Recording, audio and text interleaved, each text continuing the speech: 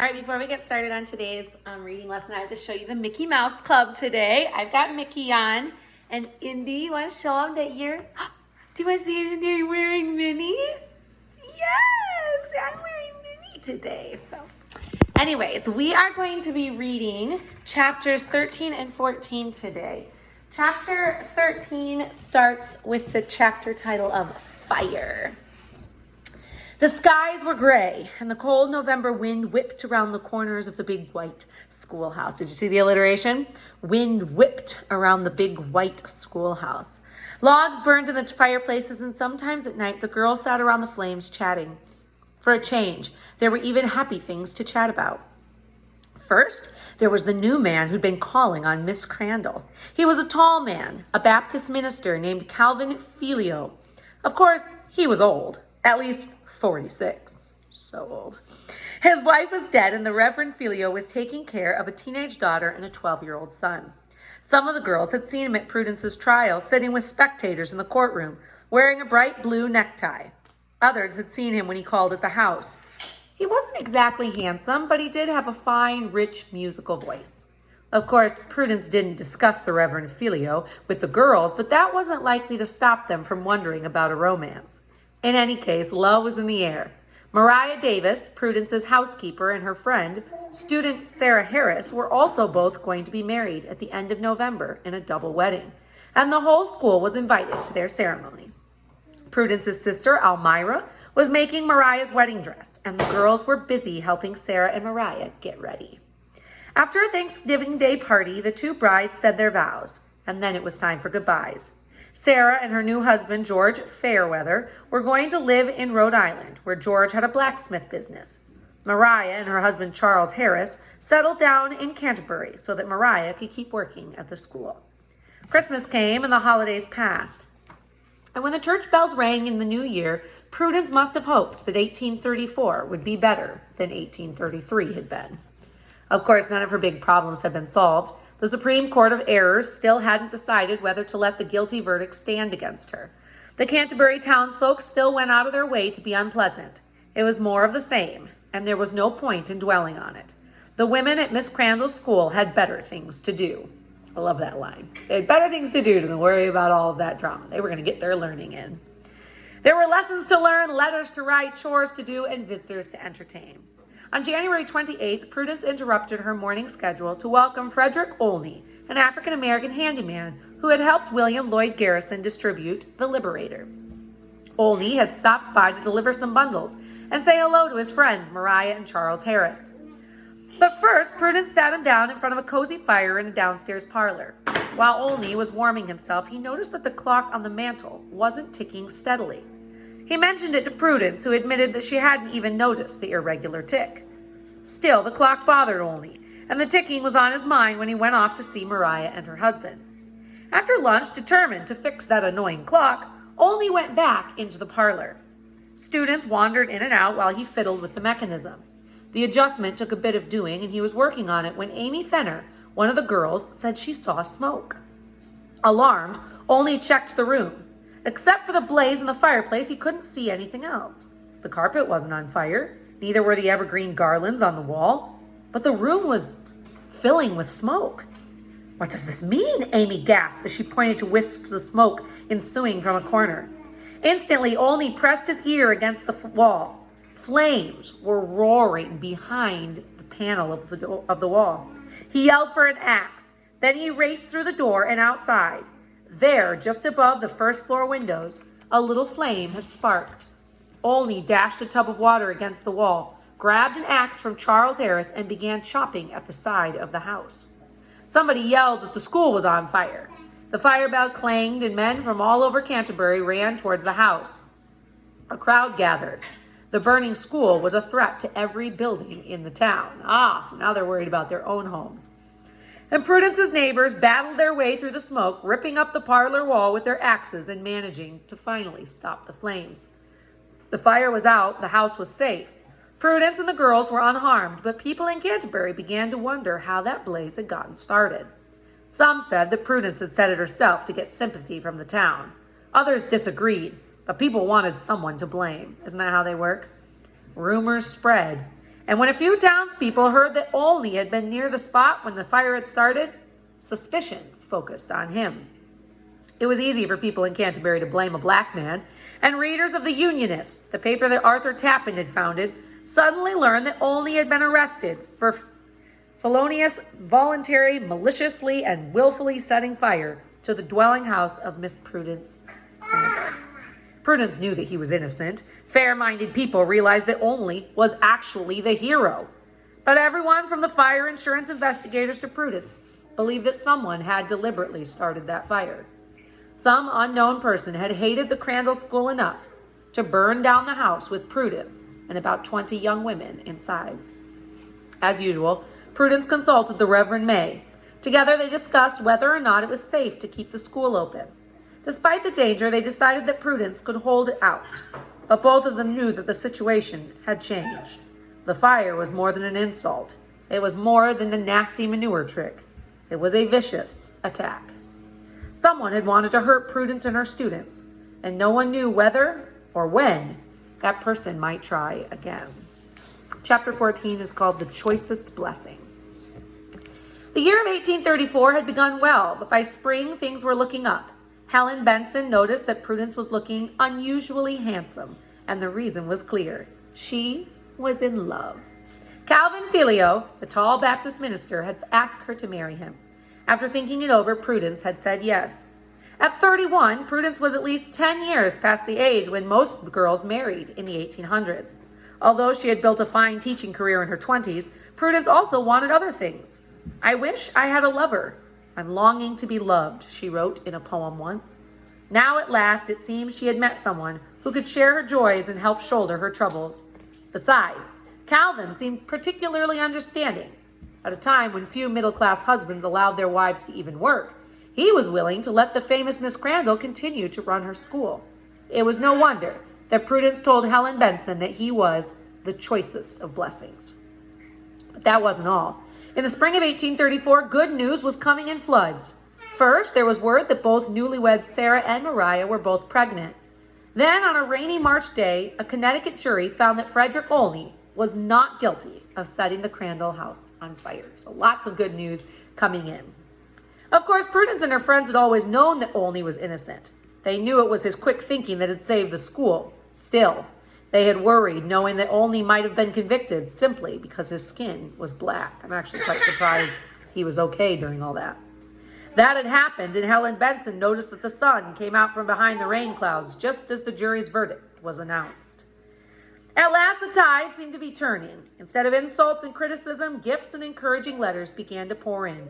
A group of ladies from Edinburgh, Scotland, sent a large, expensive Bible entitled "To Miss Crandall," as a mark of our respect with which they regard the Christian courage of her conduct toward the colored sisters in the United States. The Glasgow Emancipation Society presented Prudence with a piece of silver to show their admiration of her praiseworthy and heroic conduct in the cause of education among the colored females of the United States. Others sent china plates, books, pin cushions, and pen wipers. A few admirers even praised Miss Crandall in bad but heartfelt poetry.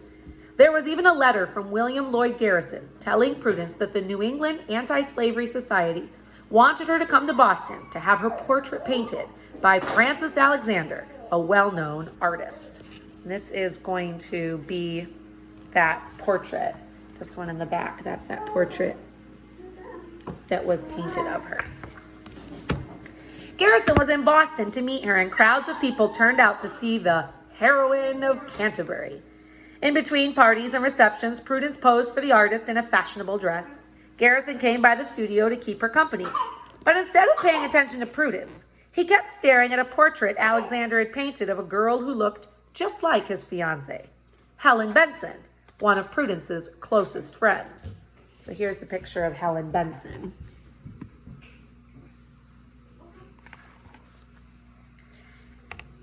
After all those weary months, encouragement seemed to be coming from every direction. In 1834, anti-slavery societies sprang up in towns around Canterbury. The Boston press declared, "If Miss Crandall has a right to receive white scholars from every state, she has an equal right to receive colored scholars." Even more gratifying was the news that Prudence had apparently inspired other teachers. New schools for African American girls were opening in Boston and Philadelphia, and the library carried ads for a private school for colored youth and an evening school for people of color in Boston. Then, in the middle of April, came the icing on the cake. Andrew Judson was defeated when he ran for re-election to the Connecticut legislature. Clearly, there were some people in the state who did not agree with the way Judson and the Canterbury townsfolk had been treating Prudence and her African American students. So some might call this karma, right? But this is, to me, a really obvious answer that people were not happy with the way that Prudence was being treated.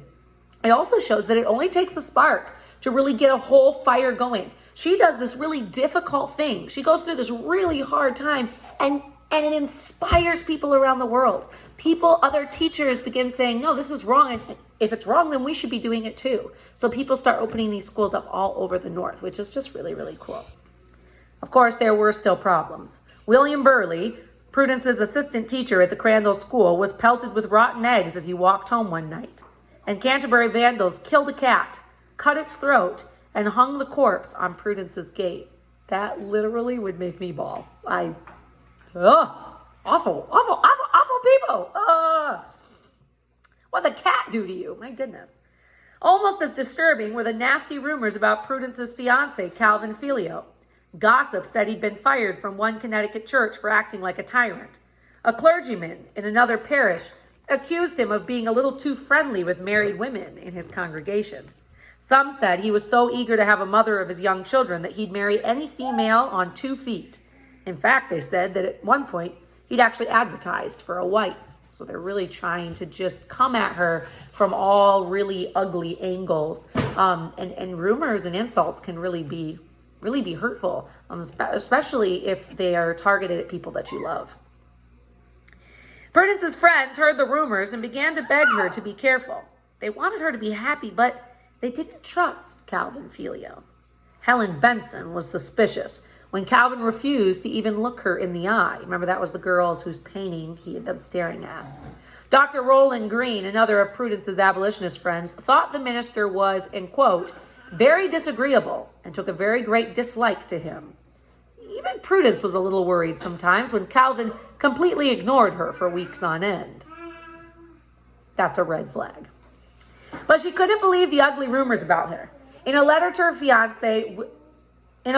her fiance, William Lloyd Garrison, Helen Benson sadly explained that Prudence thought Calvin was almost a perfect being. No one could tell her otherwise, she explained. The trouble was, said Helen, Calvin could make Prudence believe black was white if he chose to. So her friend is saying, we're trying to warn her, we're seeing some red flags, but she believes everything he says. He's perfect in her eyes. June passed, and New England celebrated the 4th of July. Then suddenly, there was terrible news. Race riots had broken out in New York City. Remember, there was a lot of race issues going up in that area. Remember, this is the North again, not the South. People who hated abolitionists and had assaulted members of an anti-slavery society, and the violence has spun out of control. An angry mob had attacked African Americans on the streets. It had also damaged black homes, black churches, and black schools. Rioters burst into the home of Arthur Tappan's abolitionist brother, dragging his furniture into the street and setting it on fire. A day later, armed men had to drive the mob away from Arthur Tappan's store. For Prudence, it was a relief to know that neither of the Tappan brothers had been hurt, but the riot was a terrifying reminder of just how much Americans despised black people and those who stood up for African American rights. Isn't it hard to imagine? It's just hard to imagine that people so recently in our history were so adamant about somebody just based on the color of their skin. And if this is the way people were treating, it says here that just American people in general, there were so many of them, North and South, it doesn't just go away. Remember, whenever someone's saying, oh, well, people aren't racist anymore, or this, it's not an issue anymore, people just need to get over it, it doesn't really go away. It's been very much embedded for many, many people. And I'm not saying that we bring it up if it doesn't exist in a place, but I am saying to be very cautious. If somebody is sharing with you that they have experienced this or that they're still hurt by somebody being prejudiced towards them, listen, because it's very possible that blacks and whites have held on to some of this bitterness that really plagued our nation. It was a reminder Prudence could have done without.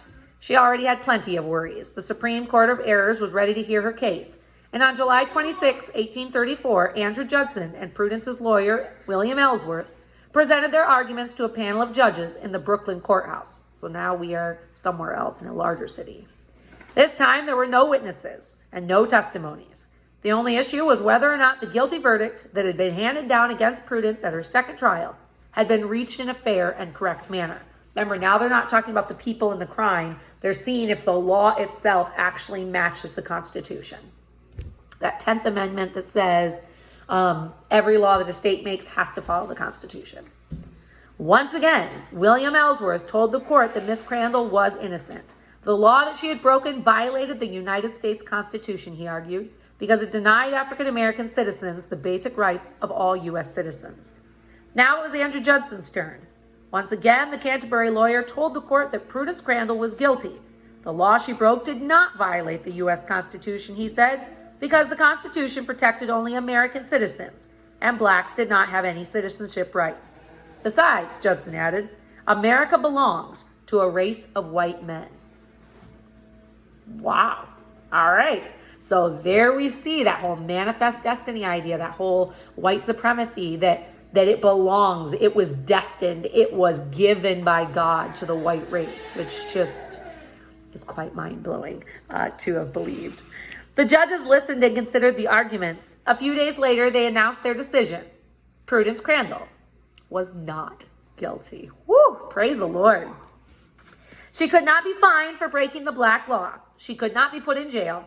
It was a great victory for Prudence, yet it wasn't a huge triumph. The trouble was the judges had ignored the principal issues in the case.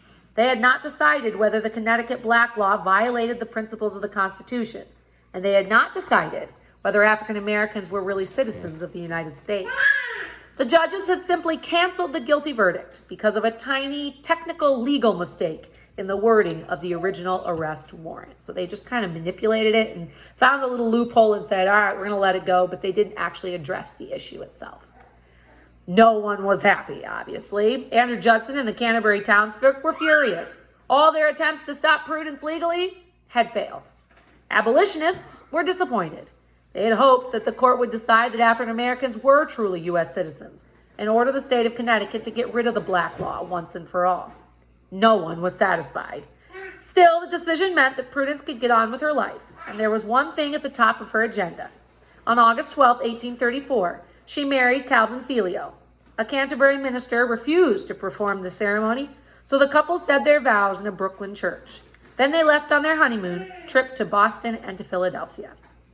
Prudence was radiant, but her friends were afraid the marriage had been a huge mistake. When William Lloyd Garrison met the bride and groom in Boston, he couldn't bring himself to even say, congratulations. Wow, there are some serious concerns here. Instead, he told his fiancée, Helen Benson, that he had politely wished the couple much happiness. So he couldn't say, congrats, congratulations. It's like, I'm so excited for you, I'm so happy for you.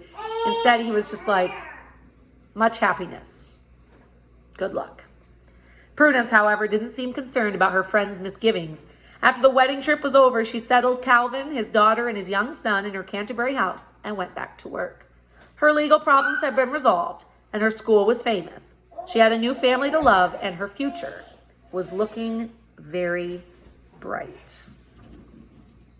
All right, so today we're kind of veering away from the whole idea of prejudices and being a bully, and we're going to talk today. Our discussion is about relationships, okay? So we're going to talk here about this relationship between Calvin and Prudence. Talk to me, all right? When we answer this question, I really want you to share with me, what are some red flags? What are some red flags in a relationship that if you see a guy or a girl doing, or if you see somebody doing this to your friend or somebody that you love, or your mom or your dad, if they're dating somebody, what would be a red flag, and what would be a friend's job or a child's job or a parent's job to do in warning you about those red flags? So we see some red flags from Calvin. One of them is that he's been rumored, and unfortunately, sometimes rumors are true because they're based off of some fact, rumored to kind of flirt and, be into other women in his church. He made Helen Benson feel very uncomfortable. Like he stared at her. He wouldn't look her in the eye. He was kind of being weird about her, so much so that she got like this bad vibe about him. There were weeks on end where he just refused to talk to Prudence. That is definitely concerning. And then we see, of course, this whole idea of him being tyrannical, controlling. Maybe he got fired in the past for this, and her friends are super concerned enough to tell her to possibly call off this wedding. And she sees him as perfect. Okay, have you ever experienced that before? Have you ever seen somebody go through that? Or maybe yourself, you believed something about somebody that wasn't true. And what is a friend's job? What is a parent's job? What is a sibling's job? What responsibility do we have to share those red flags, and how do we do that in a respectful way? So that's our conversation for today. I want you to answer that in our comprehension question. Okay?